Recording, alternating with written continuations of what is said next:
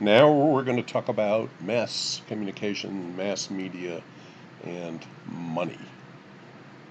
Money. You see the Canon, you see all the brand names coming out.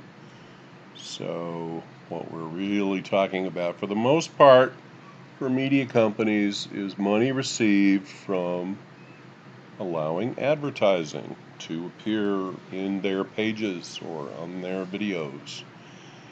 Ads make most mass media free or low cost for us. And sponsorships are also, single copy sales are also factors, but we'll talk about them once we finish with a quick talk about advertising. So this is an example of a rate card.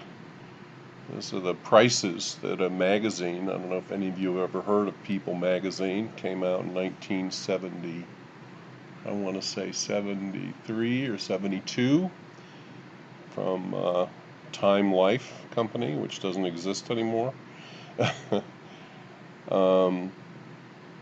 This is what People magazine charged advertisers to run their ads in the magazine. Okay, so just looking at it, you can see on the left, it costs $345,900 to run a full 4-color page in People magazine in the regular weekly issue. And going down that column, you can see that black and white is much cheaper, right, because it has less impact than a full color ad. You can see also under full page that a half a page is quite a bit less, a third of a page is less, fifth of a page is less. But this is how mass media, like People magazine, or most of the websites you guys like, including all of your social media sites, make money from selling ads. The larger the audience reached by the particular medium, the more they can charge, right? I'm paying for this, you're paying to reach, the more people you reach, the more you pay, okay? This shows advertising spending on different media in the U.S. in 2017 and then projected for 2021. It comes from Statista. On the left, we see billions, right? 20, 40, 60, 80, 100, etc. billion. And then along the bottom, you see each different media type. The lighter blue column is 2017, and the darker column is the projection for 2021. So you can see a lot of money is spent in these different media by advertisers. Internet is number one, followed by TV, radio, newspaper, magazine, out of home, etc. You can see how much internet is growing, by the way, at over $116 billion. That's what supports these media companies for the most part. And also, importantly, this is display ad revenue. So it doesn't, this is just for running a picture sort of ad that you can click on a site. That's what a banner is. Banner is a display ad. This does not include money spent on search. If it did, Google would be much bigger than anybody. So you can see this is different years, 2016, 17, 18, and 19.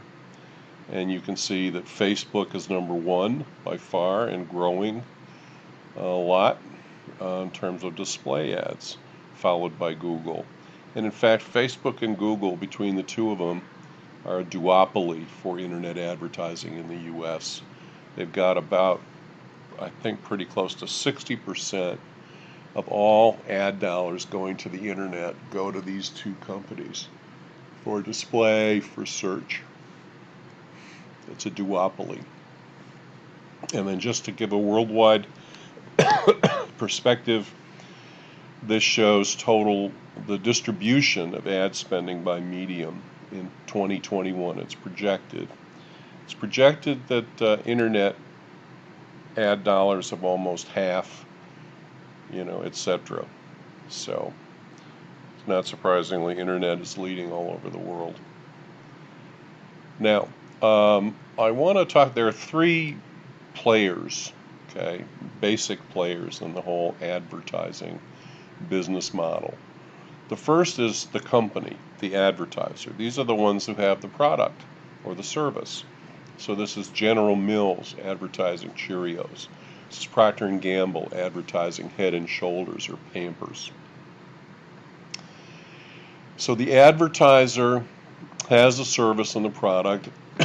They typically go to specialist companies to create the ads and plan and buy the media. And these companies are typically advertising agencies. They are hired, usually for years at a time. It tends to be a fairly long-term business relationship. It's a consulting job. So the advertiser has the money and has the products. The ad agency has the creative people on board, has the expertise to write and create the advertising, and they have the people who know the media landscape. So once the target customer is clearly defined by the advertiser, this is who we want to reach, then the media or the ad agency can create the ads that'll appeal to these people, find the media that these people look at, listen to, and so the ad agency is like in between the advertiser and the media companies, basically, because the third part of the picture here are the media companies. So the media companies get most of the marketing dollars. Advertising is the most expensive thing. A spot in the Super Bowl this year was at least $5 billion. Excuse me, 5 billion. At least $5 million for a 30-second spot, which is amazing. All right, so those are the three players. Advertisers, the product and the money, hires the ad agency to create the ads, plan and buy the media. Media company works mostly with the ad agency to put together a media plan. The ad agency sends the media company the creative, tells them when to run it. In exchange for that, the media company gets a lot of dollars from the advertiser. Usually, actually, we'll send the invoice to the ad agency, but the advertiser pays. Okay, advertiser has the money, media company gets the money. Here are the largest advertisers in 2019 worldwide, according to Statista. You've got billions of dollars going across, from left to right. And then if you read down here, you've got Amazon spending $11 billion worldwide on ads. Then Procter & Gamble, we talked about, with Cheerios, or not, excuse me, not Cheerios, Tide detergent, Crest toothpaste, Head & Shoulders. I had them as a client for 5 years. Pampers, on and on. So there you see the leading spenders in 2019, worldwide advertisers. And here are the largest advertising agencies in the United States in 2019.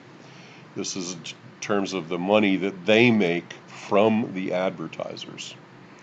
These are millions of dollars. So you've got Accenture Interactive making over $10 billion in revenue from its advertisers. That's pretty big. And then reading down on the left, you see the rest of the biggest players in terms of making money. Okay, so we're talking about money, and so it's important that you understand the companies. Now, these are the media companies and the income that they make, their market cap, and the amount of money they make. Okay, so the media companies get the money from the advertisers. Okay.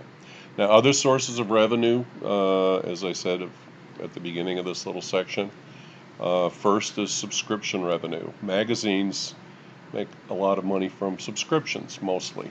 Pay cable, HBO, right? Stars, Showtime. That model was a monthly payment. They didn't run ads, right? You paid a monthly amount and got the programming. Streaming services are also subscription, right? Netflix, Disney Plus are subscription. Books can also be subscription, by the way. Book of the Month Club, for instance. Um, there are a number of companies that really wanted to sell, buy the home improvement series. And every month we'll send you one book on bathrooms, one book on closets, one book on this.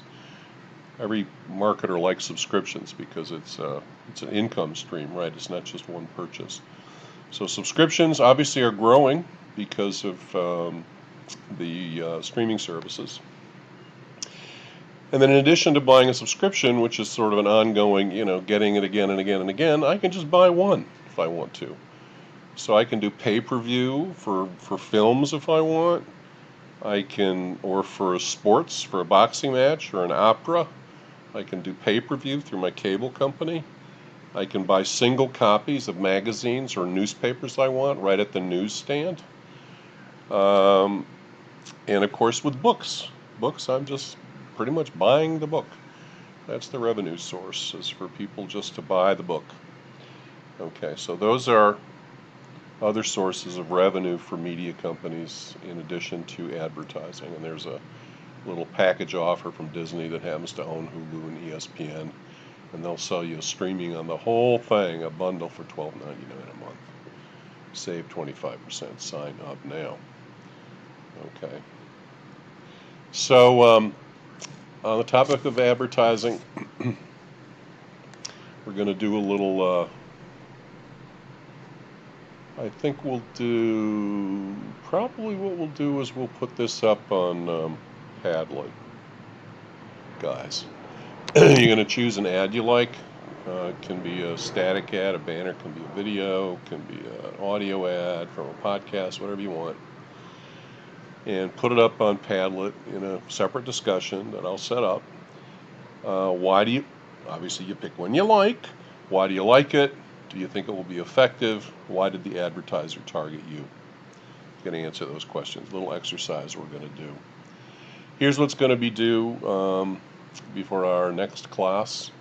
You're going to submit 3 things you learned from this lecture, 1 thing or more, if you have them, that are confusing or muddy. You're going to read Chapter 3. Chapter 3, which is on books. You're going to post your answers. There's a worksheet also I'm giving you to post on Padlet. I think the worksheet is here. So there's another thing to do on Padlet. We're actually not, you're going to vote on the book, but I've decided I'm not sure we're going to do a discussion. I'm going to put a question mark here. Because I just don't know. The book lecture ended up being pretty long, honestly. I've already finished it. It's already posted. Okay. But I'm going to give you a chance to vote on which book you think had the most influence. What did you base your vote on? Here's your worksheet for the Padlet about different media. Why is this one your favorite? So that'll be posted. And so that's it. Our agenda, we talked about the importance of questions or concerns. We reviewed our second class, right, everybody? So the last class, we did a quick history of U.S. media. We talked about money, and media. And we just talked about the assignments. And I thank you very much.